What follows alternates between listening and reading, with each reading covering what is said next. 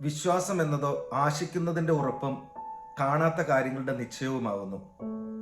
ദൈവവിശ്വാസവുമായി ബന്ധപ്പെട്ട് ഞാൻ കേട്ടിട്ടുള്ള ഒരു കഥയാണ് ഞാൻ ഇന്ന് നിങ്ങളുമായിട്ട് പങ്കുവയ്ക്കാൻ പോകുന്നത്. സർ ഐസക് ന്യൂട്ടൻ ലോകപ്രശസ്തനായ ഒരു ശാസ്ത്രജ്ഞനായിരുന്നു. അദ്ദേഹത്തിന്റെ ബാല്യത്തിൽ തന്നെ അദ്ദേഹത്തിന്റെ അപ്പൻ മരിച്ചു. അമ്മ പുനർവിവാഹം നടത്തി. അദ്ദേഹത്തെ വളർത്തിയത് അദ്ദേഹത്തിന്റെ വല്യാമ്മ, അതായത് അദ്ദേഹത്തിന്റെ അപ്പന്റെ അമ്മയാണ് അദ്ദേഹത്തെ വളർത്തിയത്. വല്യാമ്മ എന്നും ഐസക് ന്യൂട്ടന് പറഞ്ഞു കൊടുക്കുമായിരുന്നു, ദൈവമാണ് നിന്റെ അപ്പൻ ദൈവമാണ്. ഐസക് ന്യൂട്ടൻ വളർന്നു വന്നു, ഒരു പ്രസിദ്ധ ശാസ്ത്രജ്ഞനായി, അതോടൊപ്പം ഒരു തികഞ്ഞ ദൈവവിശ്വാസിയും.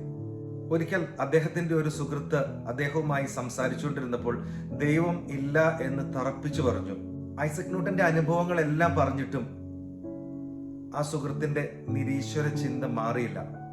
മറ്റൊരു ദിവസം വരണം എന്ന് പറഞ്ഞ് അദ്ദേഹത്തെ പറഞ്ഞു വിട്ടു. അടുത്ത ദിവസം ആ സ്നേഹിതൻ വന്നപ്പോൾ ഐസക് ന്യൂട്ടന്റെ മേശപ്പുറത്ത് ഒരു സൗരയൂഥത്തിന്റെ മോഡൽ വച്ചിരിക്കുന്നു.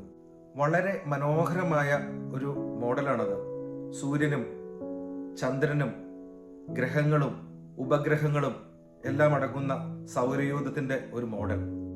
സ്നേഹിതൻ പറഞ്ഞു, വളരെ മനോഹരമായിരിക്കുന്നല്ലോ, ഇത് എപ്പോഴാണ് ഇത് ഉണ്ടാക്കിയത് എന്ന് ചോദിച്ചു.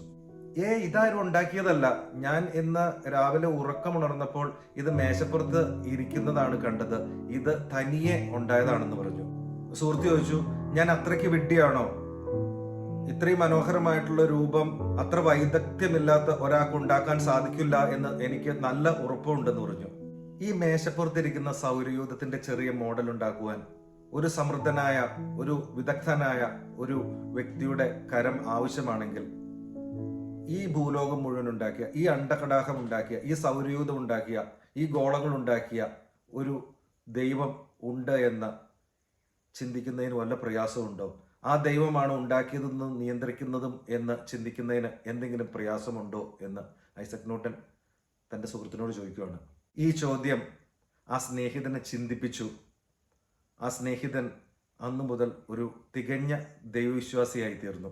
വിശ്വാസം എന്നതോ ആശിക്കുന്നതിന്റെ ഉറപ്പും കാണാത്ത കാര്യങ്ങളുടെ നിശ്ചയവുമാകുന്നു. ദൈവ തിരുനാമം മാത്രം മഹത്വപ്പെടുമാറാകട്ടെ.